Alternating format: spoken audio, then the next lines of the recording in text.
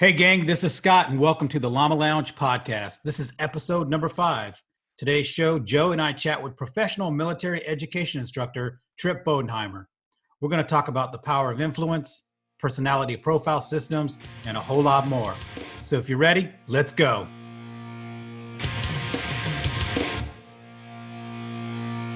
Life, learning, leadership, the Llama Lounge.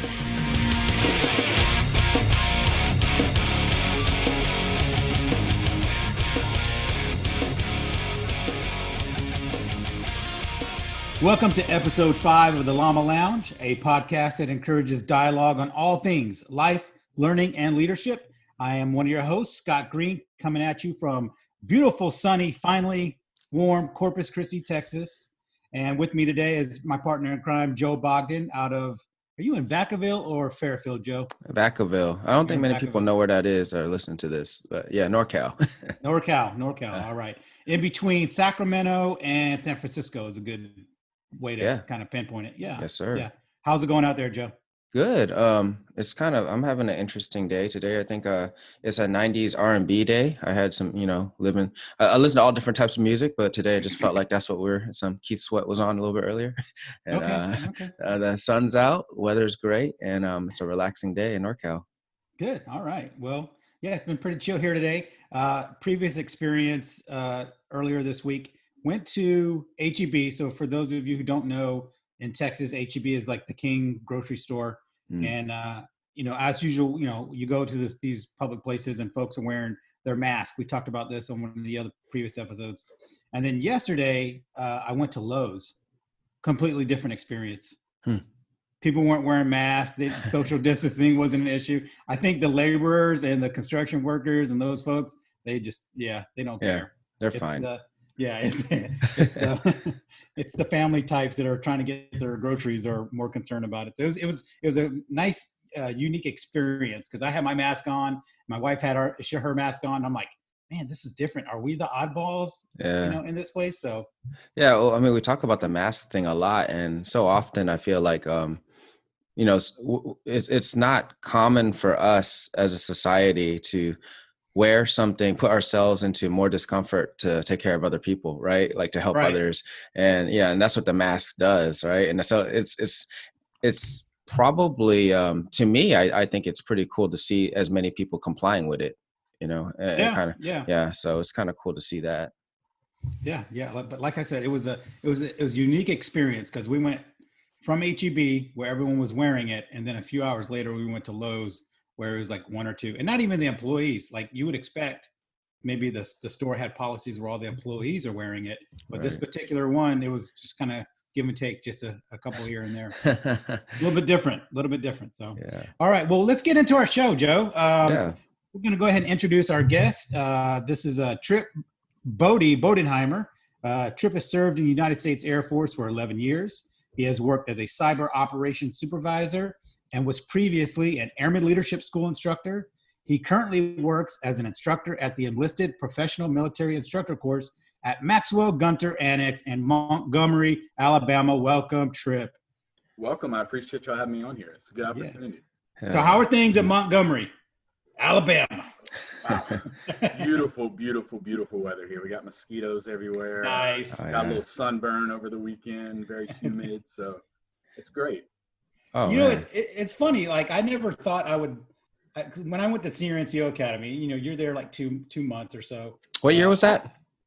It's almost another decade ago. But I tell you what, I fell in love with that base, the Gunter Annex, which is kind of odd because in the evening it's a ghost town, right? And then on the weekends it's a ghost town. And then when you graduate and you're waiting to fly out the next day, the place is really a ghost town, in between classes. So I remember after graduating and all my fellow students, they all took off, but my flight was like the next day or whatever, just walking around the base. And it was just as quiet as can be. Is it, are you living on base, Tripp, or are you living in town? No, we actually live in Millbrook right now. Okay. You're absolutely right. Weekends, I run up there to do something real quick. It is a complete ghost town. Graduation, it is like everyone is just evacuated. But it's funny because as small as it is, I mean, you got the Heritage Hall The over museum. there, Yeah. Mhm. which has some really, really cool stuff. And but when all the schools are in full effect and are loaded up, it is packed on that Yeah. week. Yeah. Right. Yeah. There's no parking anywhere when all the schools are going through, right? Like None. EPMIC, Shirt School, you got Chief We don't even Leadership have them Course. parking half the Right. time. So. I know. It's pretty amazing. But the one thing I will not miss about that place is the Gunter Bowl, man. I'll tell I you love the what. Gunter Bowl. Oh, man. I love the Gunter Bowl. So every time I go to the South, typically it's going to be for whatever type of training, it's going to be July, August time frame. Yeah. The Gunter Bowl in August is no Yeah. bueno, man. No Yeah. bueno. You go over there after a nice thunderstorm. It's Oh, really yeah. fun. Oh yeah, it's definitely a bowl there, a mud bowl, right? Yeah.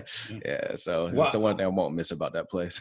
I remember finding grass like in my PT gear like 2 or 3 Yeah. days later. For Like sure. I thought I washed this off, but Right. you know, it collects and sticks to you, and you're in class throughout the day and the afternoon. You're still sweating because the shower didn't take. You know, it's like you're sweating. It's humid enough as it is. You know, you do PT in the morning, and then throughout the day you're in blues, and you're just like it just Bro, won't clear up. I feel like they take like the trimmings from everywhere, the clippings from all the Just other blow it right places, in. and they just throw it on to the Yeah, the Gunter Gunter Bowl. Bowl. Yeah, just throw it in there.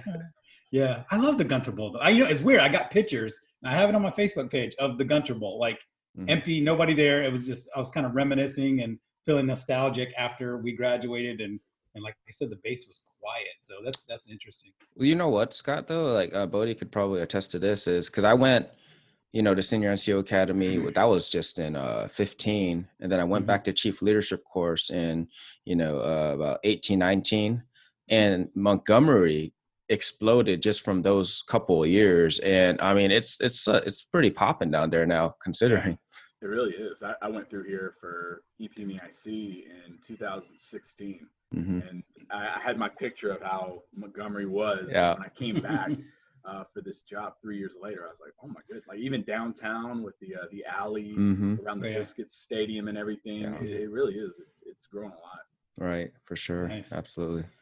So Tripp, you've been doing how long you've been at your current position? So I've been in my current position since August of last year. Okay, nice.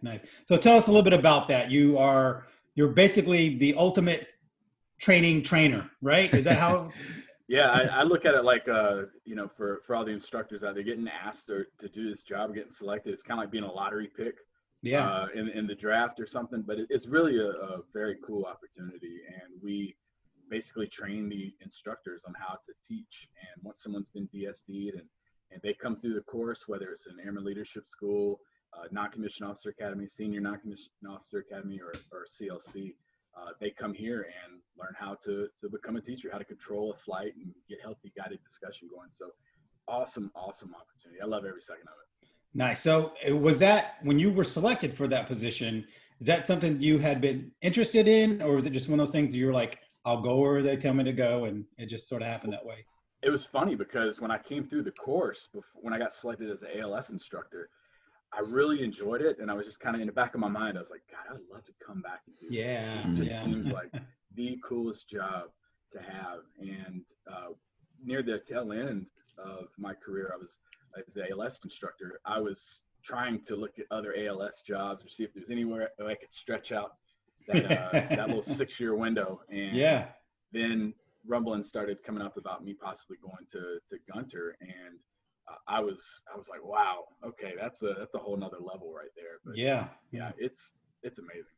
So what have you enjoyed most about it, other than the location of Montgomery blowing up and being able to go to a Biscuits game? What have you enjoyed so far about the experience? I would say for me, it's completely different than when I was teaching Airman Leadership School. When I was teaching Airman Leadership School, they're about to be brand new supervisors. Some of them haven't even had a taste of supervising yet, so they're hanging on every single word you say. They absorb what you say. Here, and don't get me wrong, I picked their brains too, especially from the different AFSCs. But here, I have chiefs in my class. I have senior master sergeants and those chiefs, man. We've had some good chiefs. We've had some really, really good Mm-hmm. chiefs come through. But just being able to pick everybody's brains and learn off them, I try to learn just as much each class as they do.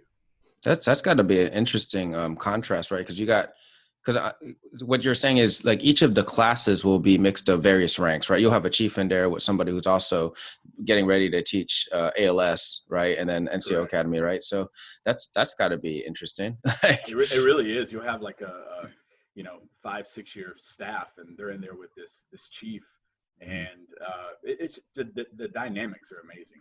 Right. And it was a little intimidating at first when I got here, and I saw my roster for the first time, and I was like, wow, stacked with senior NCOs. I don't know if they're gonna listen to me, if they're gonna take in what I have to say, but every single one of them have just been utmost respect, and they're like, look, you've taught for 3 years, you've got the experience, you've seen stuff.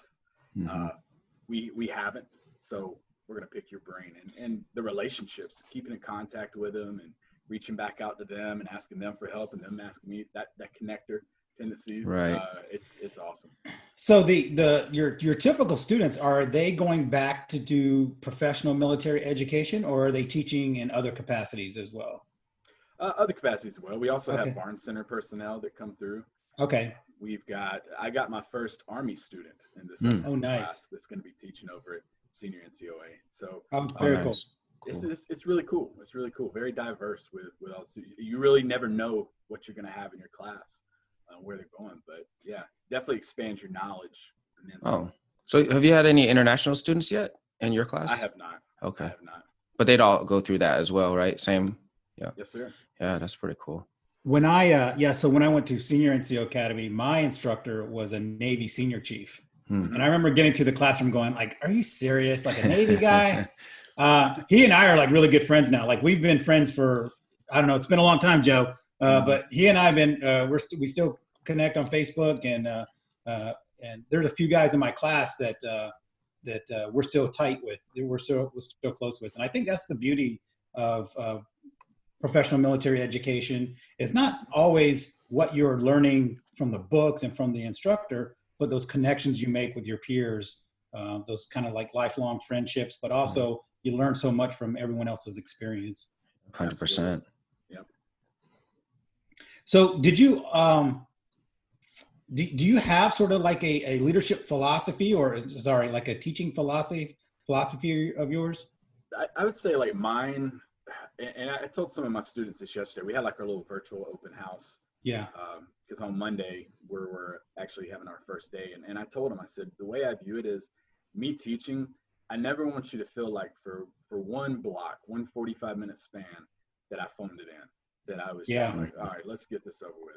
I want you to be glued to every single thing that's happening, because everything that's being delivered to you happens for a reason. That, and then I try to make it fun as possible. And the cool thing about this course is we get to kind of troll them a little bit. Yeah. It's a spoiler for people who are eventually going to come through the course listening. But, there's one block where I'll read just very verbatim from the lesson plan for like 10 minutes, just like this. And I read the question, and whatever they say, I'm just like, absolutely, absolutely. And after about 10 minutes, I stop. I'm like, whew, I can't do that anymore. And I tell them, I'm like, how did that feel for those 10 minutes? And they're like, I was zoning out. I was about to go play with my phone. I couldn't stand it. You were boring me to death. And I'm like, well, that goes to show, if you are robotic and you live off of the lesson plan, you're going to snooze your students every single time. You got to bring your personality out. You got to have fun. Yeah. Yeah. And I tell you what, people don't understand how much work it is to teach. Like even like a 3-hour session, an 8-hour session, like it can be draining, and you need to be on your game, not only mentally as far as being prepared with the material, but physically, especially if you're doing it day after day after day. I've been in a couple of positions where I've hired instructors, and they had great backgrounds, great experience, and then when they come in to teach, they just bomb it and they're exhausted. Any thoughts on that? Yeah, I tell them that it's going to be a different type of tired that you feel. And it's weird because your brain actually starts to get fatigued on you. Mm-hmm. Whereas most jobs, your muscles and your back and everything else starts giving out on you. But this one, I remember when I started, my instructor at the time was like, yeah, it's a whole new level of feeling exhausted. I remember sitting on the couch reading lesson plans and you fall asleep in like the weirdest positions because your brain just shuts off all of a sudden, and you wake up with a crink in your neck, and but it really is. It's like being a rock star or something, and being on tour for, on our schedule we have 24 days. It's like having 24 dates on your tour. Right. Yeah. After each one, you're just exhausted. You perform for 8 hours, come home, you're beat, and then you look forward to that little break you have in between to kind of regroup, and then you put another album out, and you got to go right back in. There you go. Right. There you go. That's a good analogy. That's nice. Yeah. And it's funny because as an instructor, especially, it's not like a speaking engagement when you have a room full of 1,000 people and you're focusing on the first 3 or 4 rows. Right. You are trying to make sure every single student in that class is engaged. And for me, it's always been, you're kind of like a chameleon, because throughout the day, you're changing your delivery, you're changing your methodology, because you want to make sure you connect with every single person in that room. And so that they walk away with whatever information you're trying to transfer to them. Yeah, you're absolutely right. And every lesson kind of has a personality of its own, and you kind of have to embody that when you're teaching it. And it's ups and downs. You'll talk ALS specifically. I remember that was a really good example. We would teach emergent leadership issues, and you got to be really down to kind of teach that. You can't go in there and talk about all these issues like suicide and substance abuse and be joking and having a great time. You kind of have to bring your tone down a little bit, but then you turn right back around and you go to ethics or intro to culture, and you have to bring yourself right back up again. So it really is just up and down. It's a roller coaster of emotions. Sure. But there's a whole other piece to that too, with your energy levels, as we were talking about in previous discussions, just that being a introvert versus an extrovert, right? And then you're out there, and let's say you're an introvert, it doesn't mean you're not going to be a great instructor, but your energy is going to be getting sucked down pretty fast, and in front of people, and you're, they're feeding off of you, you're feeding off of them, but at the same time, at the end of the day, and if you don't feel like you're drained at the end of the day, you might feel like you might have mailed it in that day, right? You might just, It really is. Yeah. And you're absolutely right about the introvert extrovert thing. And it's, for me, I have tons of energy. I'm very outgoing. But I get exhausted sometimes, and then I'll see newer instructors come through. Some of the biggest struggles I have is when you do have that introvert and you're trying to get them prepared to do this. And I love in my course now, you'll see it where someone will teach their first 45-minute lesson, and they're like, "Oh my gosh, I'm sapped, I'm beat." Yeah. I'm like, "Well, great, multiply that by you'll be doing it every single day." Yeah, it's like why am I sweating? I'm just standing up in an air-conditioned room, but it takes a toll on you. Yeah, it's straight up like a baseball season, like you said, like going out on concerts and tours. I mean, I used to think, like, how hard is it to play baseball compared to the other sports, right? When you're looking at it, you're like, you're sitting on a bench most of the time, but then just that travel and the grind over and over again. So I've always appreciated what you guys have been able to do as an ALS staff back when we were in Spangdahlem. For the listeners, I've known Bodie for a while, and I might be a little bit biased, but that schoolhouse was just so amazing. And the things that you guys were doing over there to adjust to the students' needs. I mean, I've never seen so many students go back to a schoolhouse after they've graduated to get more mentorship than at Spangdahlem. I mean, it's just an amazing schoolhouse, and it was a testament to you and the entire team over there, Bodie. Well, it was actually I appreciate the kind words. It was kind of ironic how when you became our senior advisor, what I would do is on day one, I would put a handout on their desk, and it was a get to know your airman sheet. And I'd had this thing on my desktop for years, and the students were down there. They were getting briefed by Sergeant Otto on the ROEs and everything. And you were upstairs kind of walking through, checking out the rooms, and you walked in my flight room and you were like, "Where'd you get this?" And I was like, "Oh, I've had that forever. That's a get to know your," and I started explaining it to you. And you're like, "I wrote this. I created this." And I was like, "Really?" And I go downstairs, and sure enough, I pulled up the document and I saw the author, Joe Bogdan. I was like, "Oh, wow. Okay." Yeah. So it was me and a team of folks at Travis, and I thought it was really cool. I just thought it was amazing to see it. It just pops up somewhere, years later, and I'm like, "Oh, people are still using this." But you're absolutely right. We wanted to create a culture there of, backtracking. When I went through ALS, I remember I went through and it was, my instructor was like, "If you ever need anything, let me know." I reached back out to him. He's like, "Why are you reaching out to me?" And I wanted to change that. And I didn't want to just go through ALS as an instructor and say, "All right, they're just another piece on the conveyor belt coming through. What I wanted to do is I was like, it's a golden opportunity. Somebody's going to go through ALS and has never had a good experience in their career. Depending on where they've been or their view or what have you. But I made that my goal, to really keep in constant communication with all my students. And I told them, you're going to buy into the material. You got to buy into me, and I'm going to be here for, past this 5 weeks. This is just the beginning. This is chapter 1 of that next book of your career.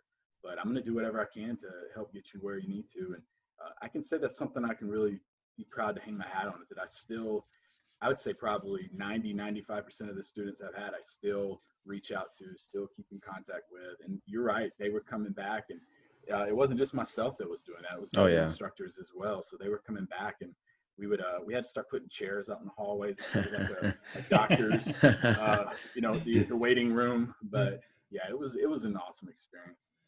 Well, I mean, it was such an important job too. I mean, what you're doing now is awesome because it trickles down, but being that instructor of frontline supervisors that are first, starting to learn right at that moment, I think is one of the, it's one of the toughest jobs. You suddenly become a supervisor and you didn't even know how to supervise yourself, right? And now and I tell people all the time, it's like being a military supervisor is different than being a civilian sector supervisor, because the responsibilities don't end when the day ends. You're their mom, you're their dad, right? You're you're taking care. You teach them how to do their finances. If you have to, you might have to teach them how to do their laundry, right? You're going to teach them how to be ready for any type of contingency situation, how to be a better human being. And America's moms and dads have sent their children to you, and they trust you with that responsibility. So we need to take it seriously. And people like you that have that great passion to teach them how to do that with care, with the management efforts and all, it's just amazing. And I envy that. I've never got an opportunity to be that instructor, but just seeing what you guys do, it really just motivates me even more every day. Yeah, that I tell them, you got a career in the palm of your hand as a supervisor. And I saw so many times. I was a security manager, and I worked in like a readiness section, and we had our UDM and our UTM up there, and people would come and they'd be out processing, and I'm like, why are you getting out? And they would say, oh, I hate the Air Force. I hate my supervisor. I was like, you don't hate the Air Force. You had a bad experience with the job. You had a bad experience with the supervisor. But more times than not, it was based off of a bad supervisor. Yeah. And I was like, that's crazy that somebody, like I would tell the students, just think about the impact you have on people. Somebody is going to get out of the Air Force, make a life-altering decision if you're that bad of a supervisor. And that may be the worst decision for them. And on the flip side, you got that career in the palm of your hand, and it can grow and prosper if you give it a little bit of water and if you take care of it. Give it some sunlight, and it's a huge honor. And I think that gets lost too many times. People are like, oh, I'm rating on 6 people. That's an honor. That is 6 careers you can change. Absolutely. I mean, I'm probably one of the weirdos that says it's an honor to pay taxes. You know what I mean? Like, I mean, honestly, I'm thinking like when I was, growing up, we didn't have very much, and, we weren't able to do some of the things that I'm able to do now, and I look at that too. It's like, it's a privilege to have to pay taxes, to have the opportunity to pay taxes. And it's a privilege to supervise 6 people or however many people, because you have that influence. Now, if you mail it in, just like some instructors might, right. You could be that poor supervisor. And I think that one cool thing that I really appreciated about you and your team was that you guys weren't just teaching out the book. You guys were teaching people how to be good supervisors on a human level. And that's what I think is sometimes missing, because if you go down a checklist and you supervise people in that method, like they're a piece of equipment, and you got a TO and you're just going down a technical order instructions, just rolling down, you're not really being a good supervisor. That might pass for a supervisor in some other industry, but it won't work when you're in a warfighting organization, right? It just doesn't work. You have to be able to inspire them and make them the best human beings possible. So like I said, it's just awesome stuff that you guys have been doing. So when it came to you first getting into this PME piece, did you know, like right when you were A1C or you went through ALS, did you already know before that, or when did the passion for teaching come to you? It was funny because when I was going through grade school, I had a teacher that I was like, wow, I'd love to do this. He had a lot of energy, and it was like a stage up there. Yeah. And when I started supervising, I would probably say right after I finished ALS, I got back and started supervising, and I found myself taking care of my airmen, and then because I felt like they were like my kid, like they were my responsibility. Like I had to make sure because they've been passed from their parents, trust me to take care of them. Right. And then I started helping other people that weren't getting help from their actual supervisors. And when those people are PCSing and they're like, hey, I just want to, thank you for everything you did to me. You're the first person that had any type of vested interest in my career whatsoever. That's when it kind of sparked with me. And I was like, wow, maybe I could, be doing something with this. And when I got asked to be an ALS instructor, that's where I sat down with one of my mentors, and he was like, you can really, really change careers with this. Really take it serious and really focus on it. And it can take you a long way. And it has. It's now taken me to Gunter, and I'm in my fourth year of being a PME instructor. That's awesome.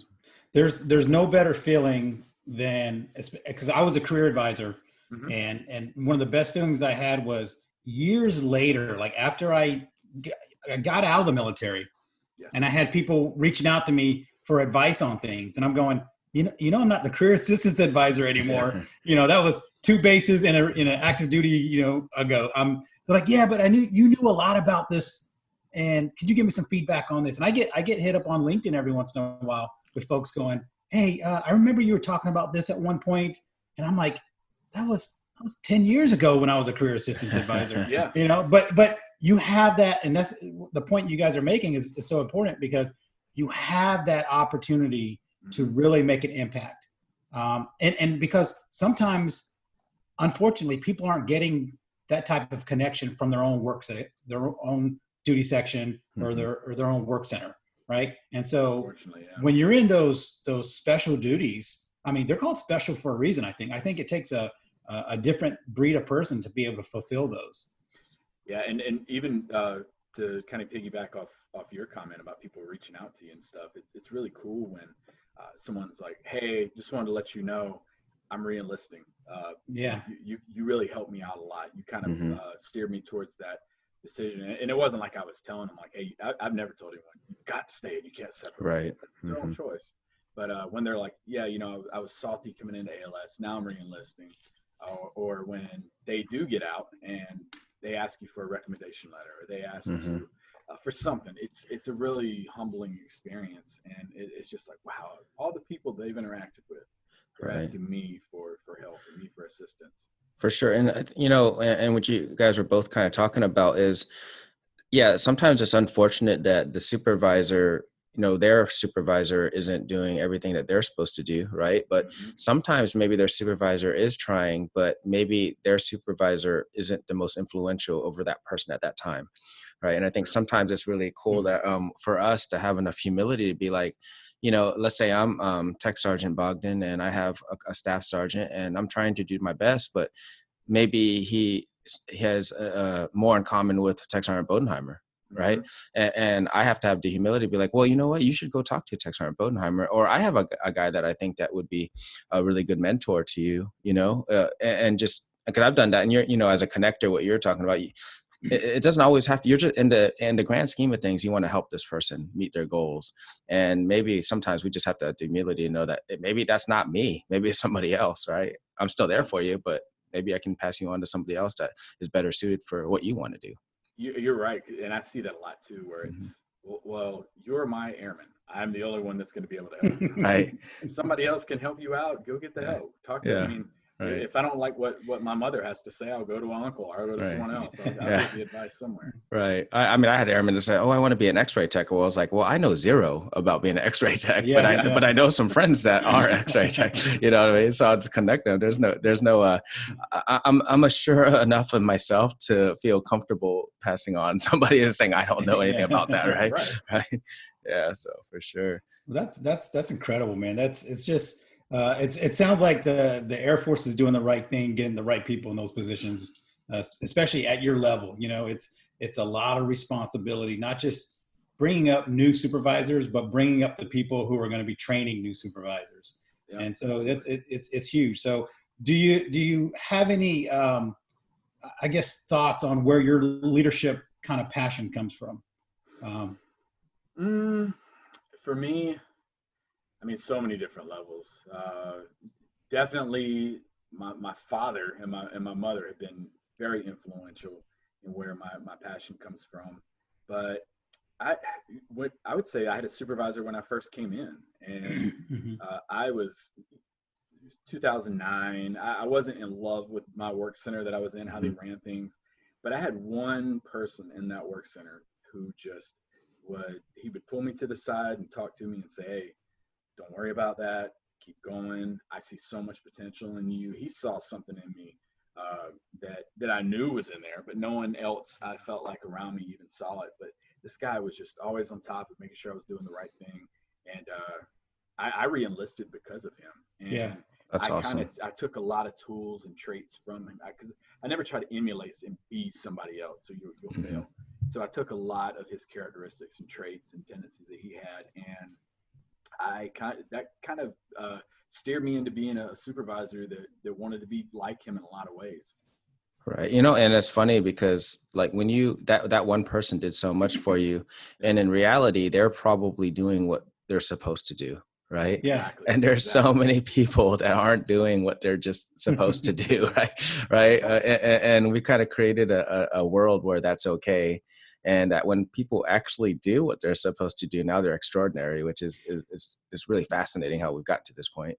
And Well, what's and I funny think, about it? oh, go ahead. Yeah. No, I was just gonna say what's funny about it is he probably has no idea Yeah. Yeah. how much it impacted. I mean, I've emailed him when I got picked up for ALS, and when I made tech and everything, I emailed him and told him, thanks, you helped me along the way. But I don't think he really knows like how much just him, like you said, doing the right thing got me to where, and is influential in getting me to where I am today. Because I wouldn't have been here if it wouldn't have been for him taking that time. I think, and I think the challenge with all this is those type of things don't show up on a performance report. Nope. Those are character things, right? Those are character things, right? So, Yep. so if a supervisor is only focusing what shows up on the performance report, there's a good chance that they're failing a lot of their people, because they're not looking at the person as a whole. They're looking at the person as kind of a cog in the machine.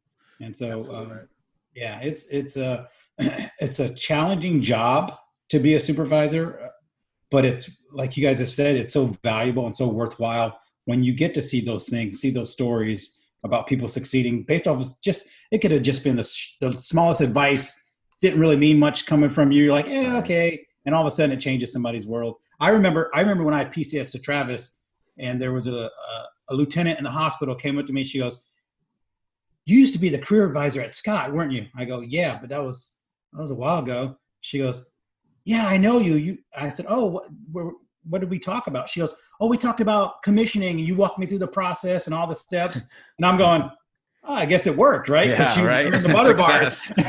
And she's like, "Thank you so much. I would call back to Scott, but you weren't there." And I'm like, "Oh, okay, all right, yeah."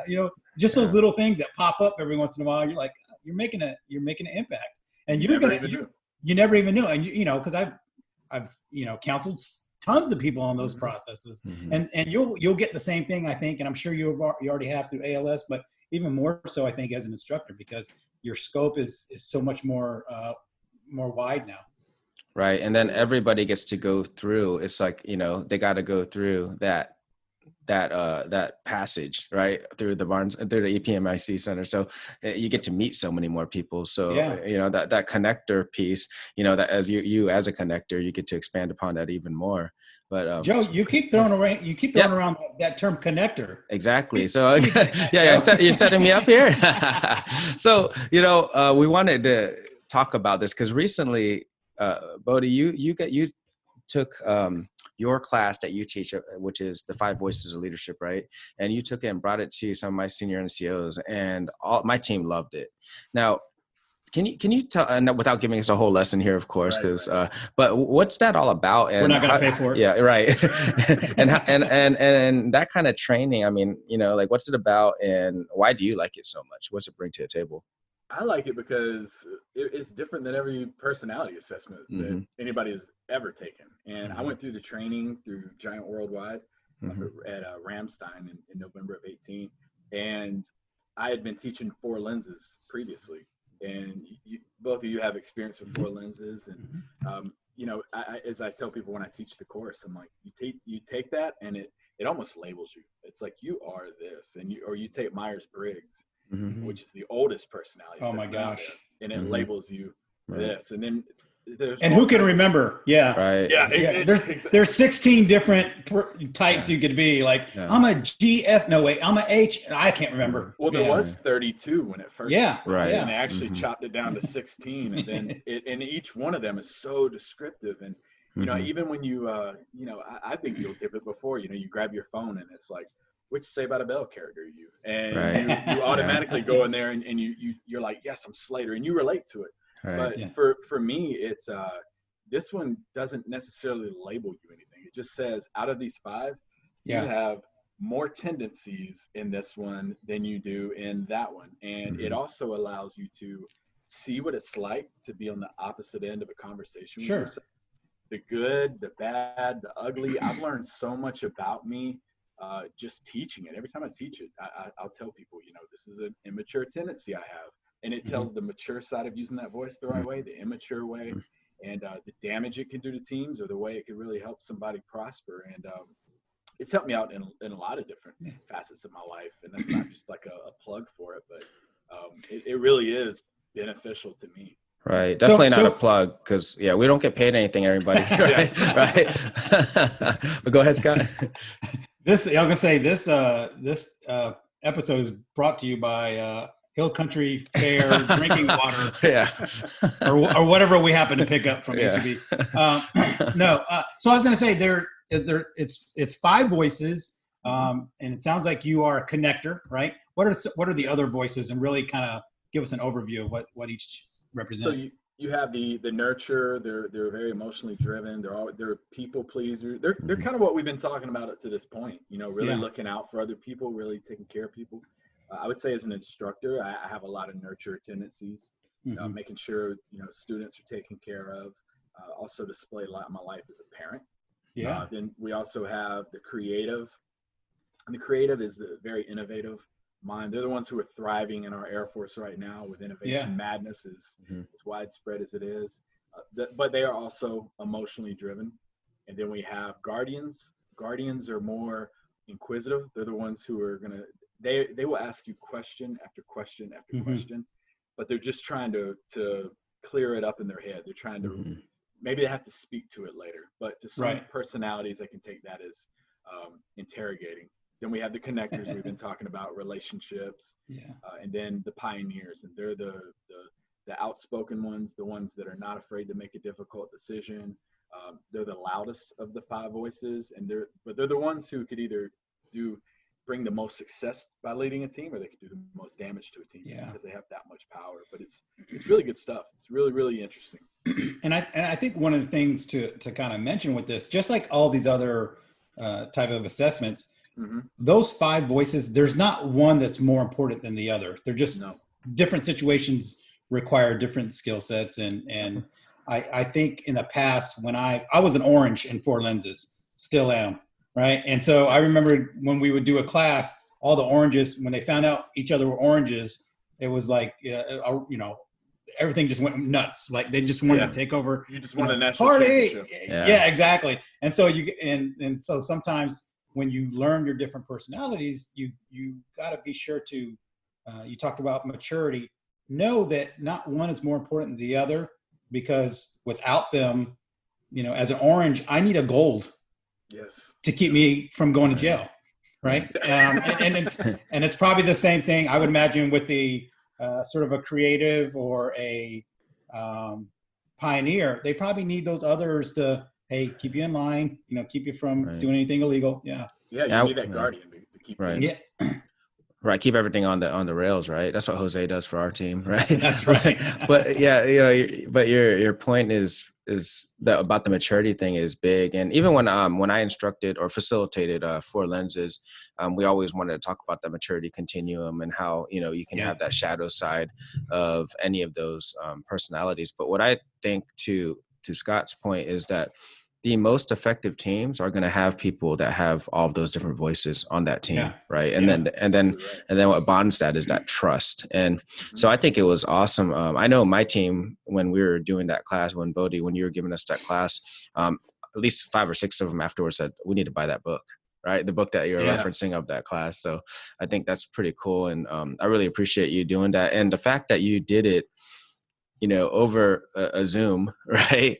That really, and going back to how you're a great instructor, that's not easy, everybody. I mean, if you haven't done something like that before, trying to facilitate stuff, you don't have, that's like trying to do stand-up comedy in an empty room with a video camera, right? It's funny because I'm watching when I heard conference basketball tournaments were going to be in empty arenas, or you're flipping the channels and you'll see, any type of sports in some sort of empty form, you're like, wow, that's got to be different. But then when I started teaching on Zoom, and I was telling y'all before we started recording, but you don't realize how much you feed off energy of your flight.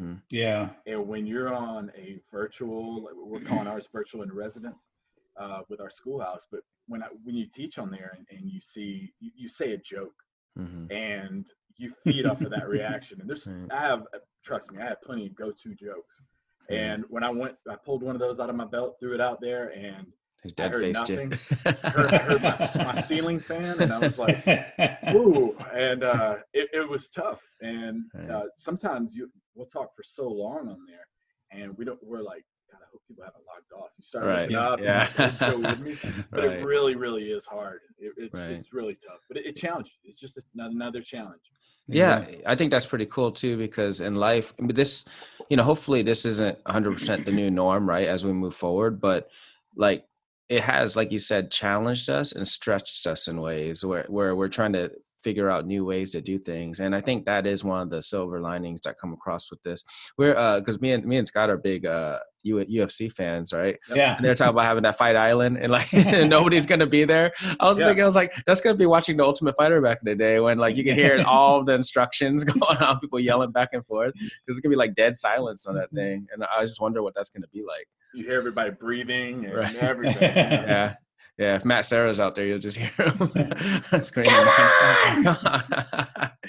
for sure. So that's awesome. So hey, I know, who's the audience that you're? I imagine that you had to get the certification, right, to do 5 voices. Who's the audience that your certification, I guess, allows you to instruct? Pretty much anybody. I've taught it to my wife. Right. Awesome. I've taught it to her. You charge her? I did. I've had people reaching out to me to teach it to civilians. Awesome. And that's a really cool thing I think about it too. You can teach it to anyone. I have my wife and daughter. I didn't, and it's so hard to tell what somebody's foundational voice is. So I had to kind of lure my wife into taking it with my daughter, because I was like, of course I know what your voice is, but take the course first. And she took it, and I was off, but you can edit that part out. Yeah. But no, I can teach it to anyone. So right, that's pretty cool. Yeah. So I know on Quarantine University, a lot of people hit you up to teach, and is that probably a good avenue for them to reach out to you if they're interested in having you, and if you have the time? Yeah, absolutely. Quarantine page is a good one. That's probably the best bet. I know we have our next class up until around the 13th of May. Okay. After that, I've already had people that have started to book sessions through Zoom and Teams. I got booked up really quick. I did not know the overwhelming response. Right. My commandant had talked to me, and he was like, "Yeah, we need to make sure we're getting our name out there and we're taking advantage of this opportunity to really help educate some people." And I was like, I'm already right there with you. I was just posting something about 5 voices, and when I posted it, I think that afternoon alone, I had my first week just booked with about 3 to 4 sessions a day. So, that's awesome. And I didn't want to tell anybody no. So Right. I've been trying to work with everybody. To work it in, and, yeah. Yeah, and it's been amazing. So I did 2 full weeks, but it was good because I got to see what it's like to teach on here and got a lot of trial There you go. for teaching on Monday. Yeah, I know. I think I tried to take advantage of it immediately. We were like, we'll be your guinea pigs. Let's go with this, you know. You were one of the first people. Yeah, So yeah. So I appreciate that. But hey, so changing gears real quick. So recently, you wrote an amazing article for our Llama page, and I know Scott said he teared up a little bit when he read it. Yeah. My wife was cutting onions. It was he was prepping some spaghetti sauce, and that's what was happening while I was reading it. Yeah. So, we wanted to dive into that a little bit more. So that was such an amazing article. Can you kind of just kind of give us a quick synopsis of, what the article was about and maybe a little bit about what drove you, what inspired you to write it? Yeah. So, I told y'all, a little while ago that my parents have been huge driving force in who I am today. And my father, he passed away in 1993. I was 11 years old. He had a heart attack literally like right in front of us. So it was a really, really traumatic experience in my life.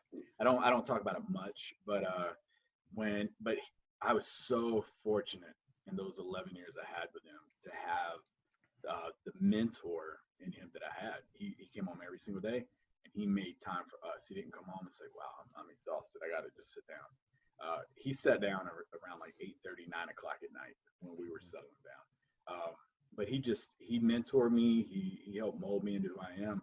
And when this whole quarantine started happening, I was like, wow, the gyms are closed. Okay, I'm gonna build my own gym in the garage. So I started doing that, and I was moving some stuff around, going through some boxes, and I opened one. And between moving to Arizona and Germany, stuff's been boxed up, and it's been, you'll dust something off you hadn't seen in 10 years. And I opened this box up, and it was a lot of stuff from my dad. It was a trophy from a little plaque with a golden glove on it from him coaching a Red Springs baseball team. And then it was pictures of him during his time in the Navy. And when he played, he played football at North Carolina, Chapel Hill and stuff. So seeing all these little things and seeing people write stuff about him and like, oh, thanks for helping me with this.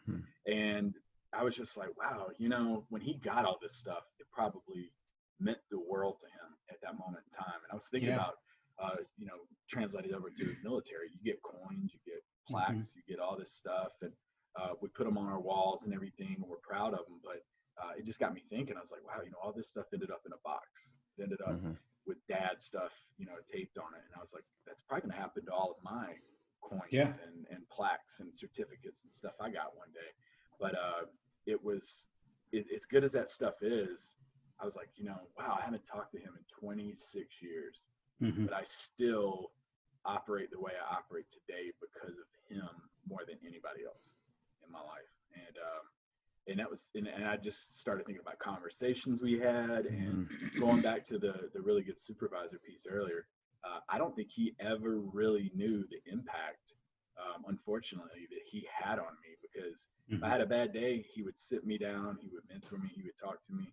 If I messed up on something, he was the one. He wasn't jumping in my face, screaming and yelling. He would have that stern talk, just like I do as a supervisor now. And then you leave and it's over with. We've moved on from there. And just an awesome leader and just an amazing person that left me way too soon. But I still think about him every single day, and I think I am where I am in my career today because of what he taught me. Yeah. I think, and that's a great story, man. I really appreciate you sharing that with us. Like Joe said, I'm a father, I got two boys of my own. And so when I read it, I started thinking, oh man, I suck at this. Right. And so it sort of reminds me of what we were talking about earlier, right? It's those unwritten things, right, that probably have the most value to people. So your leadership isn't always what's on paper. It's really the impact that you have on somebody. And so whether you're a father, whether you are a career assistance advisor, a PME instructor, a supervisor, most people, I don't think, when I think back about my supervisors and the really good ones that stood out to me, I don't think about what was on my performance report. Exactly. Right. I think about what they, how they made me feel. you know, and how they talk me through situations. And those are things that just can't be captured on paper. Right. And the time that they invested, right? I mean, those are things that, you know, it's a finite resource that we never get back. And I've always appreciated just the time, you know, when those, and I, you know, I don't know my biological father, but the fact that, you know, the lessons that I get from even what you guys are talking about, and Bodhi, your article, I mean, that makes me, you know, whenever I'm in a father role, and if I do become a father one day, you know, those are things that I learned from. And it's going to be like articles like what you wrote and this discussion that we had that I'm going to be reflecting back on, you know. And Scott, you're a great father, dude. What are you talking about? Well, I know I am. No, but yeah, you know, there are those times where you're like, I could have handled this differently, you know? Right. Yeah. I think that's all of us every day. And all kinds of stuff that we do, right? It was learning opportunities. But Bodhi, you're gonna like one of our episodes coming up. It's gonna be about me interviewing the guys on being dads. Nice. It's gonna be the Llama Dad Show. Nice. What's changing diapers like? No, yeah, for sure. No, but like I said, Bodhi, I really appreciate you sharing that story with us here, and even on the blog site, and we'll have that linked up pretty soon. But it just goes to show that leadership is not your title. You know what I mean? It's not. We talk about this with the rest of the Llama guys. It's not about your title. It's not about your rank. It's really about how you can influence and change a person. And there are things in certain positions where you have the ability to do that more than others, but it's really not. I guess it's more of an unwritten legacy, you know? Right. Absolutely. Yeah. It's just treating people the right way and making sure people are taken care of. And, you know, what I had said about, you know, my dad, I hadn't talked to him and haven't seen him in close to 30 years, really. That's how long it's been. And, but there's been supervisors that I haven't seen in 10 years that have no idea the impact they made on my career, of what they did for my career. And there's people just like my dad walking all throughout the Air Force who've really taken time to help somebody, someone needed somebody to pick them up. You know, I'd come home from school upset about something that to me was the end of the world. And to my dad, he could have set me down and been like, get up. That's stupid. But he would sit me down, and to him, that was the biggest issue at that moment in time. He put his life on hold to fix me with that and take time to talk to me. And I still remember, like, vividly where I was sitting, what he was saying to me, little things that happened, and in little 5-minute spans. But supervisors throughout my career have been the exact same way. So that's kind of what I want to get to, is that when you get up there to, you know, we all think about like our retirement, what our retirement is going to be like, but other people going to be going up to their retirements and saying, you know, I am here because of this person. I am here because of that. That's awesome. And that's the powerful stuff. You know, you can go home and count your coins and put your quarterly awards. And, I got them in a box around here somewhere. Yeah. But even like, you know, I haven't won I don't even remember if I won a quarterly award or anything like that. But the stuff that just gets hung up everywhere, and to say it's just one day that stuff will have dust on it. But that's true. For leadership skills and advice and all that never gets dusty. That never does. Yeah. And that's what gets passed on from generation. That's your essence, really. And I just think that's the cool thing about this opportunity to lead is I always say to myself, like, what is my legacy going to be in 40 years, 50 years from now? And I don't want to be in a box somewhere and people forgetting about me. I want it to be like, I've learned this from this person to this person to this person. Yeah, I just think that's it's a cool opportunity. That's awesome. And I think that you know, what I try to do, and I challenge everybody else to do, or, you know, ask others to do, is think about those people, you know, to our listeners, think about those people that may have influenced you, and why don't you shoot them a message? Because, you know, like you said, a lot of times we don't even know. So if there is somebody out there, could you imagine how you'd brighten up their day? Like, I try to do it regularly, just randomly, and think about somebody that has helped me. And just I'm always getting notes from Joe. Oh yeah, I know, man. I know, right? He's on my speed dial, right? I shoot it all the time. It's actually just an auto-generated message. and I'm always sending them you. So I just forward those over to this guy. Oh, this will be good. Yeah, this one makes sense. It's funny you say that though, like just to reach out to somebody, because I remember when I made tech, I'd reached out to someone who helped me in FTech. Really, I was really in a tough spot in FTech, and this person helped me out. And they didn't even remember they did it. They were like, I mean, cool, if you told me that's what I did, I mean, we'll go with it.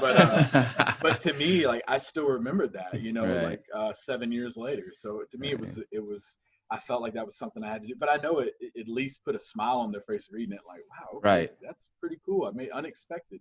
Right. And like you said, like, I mean, we don't have to wait till that retirement to share that, you know, that we were affected by somebody in such a positive way. Shoot a message, pick up the phone, shoot an email, whatever it might be. You know, I think that'll really, it'll make yourself feel better too. Yeah. Right. It really will. And it could, you know, who knows what they're going through at the moment. It could be one of those little things that just out of the blue, like, wow, you know, put a little pep in their step. For sure. I had my very first airman I ever had, he had sent me a Facebook message, and I was having just like a rough day, just one of those days, nothing was going my way. And he sent me a really detailed Facebook message. I still have that message. I haven't deleted it or anything. And to me, it was the coolest thing because I got it when I least expected it. Yeah. And it really it seemed like it changed the momentum of my day. Everything after that went so much smoother. And I really contributed to that message you sent me. That's awesome. That's awesome. Cool. So what's up, Scott, man? You think we're taking enough of Bodie's time? Yeah. I think I know he's a busy man with all these. He got at least five voices classes. Five voices classes coming up. No, I got 12. Okay, nice. But I tell you what, man, I do appreciate you giving us some of your time today, and keep doing what you're doing, man. You're making a difference, even though you may not ever read about it. It's you know, you're gonna know you're making a difference. I appreciate it. I think this has been an awesome experience. I love what y'all are doing with Llama Lounge too. I've been listening to the podcast. Even the one where you were giving me kind of forewarned. You're like, it was gonna be a little rough. Yeah. It was fine. It was fine. You're your worst critic. Yeah. No, it was good. But I think it's an awesome way to get people's stories out there. It's a good tool, and podcast is a big thing right now. Facebook's a big thing, and I've been reading a lot of the articles on there and stuff, and I think it's amazing what you guys do. So thank y'all. I'm a fan of your site. So appreciate it. Thank you, and you know I'm a fan of you, Bodie. So thank you, and you keep doing all the great things you're doing, brother. Appreciate it. All right. Cool. All right, y'all. So to all the listeners, thank you for listening. Tuning in, and stay safe. Stay healthy, and llamas are out. Later. Thanks for listening to the show. We'd love for you to connect with us at www.llama-leadership.com and on Facebook at facebook.com/Llama Leadership, and also on Instagram at Llama Leaders.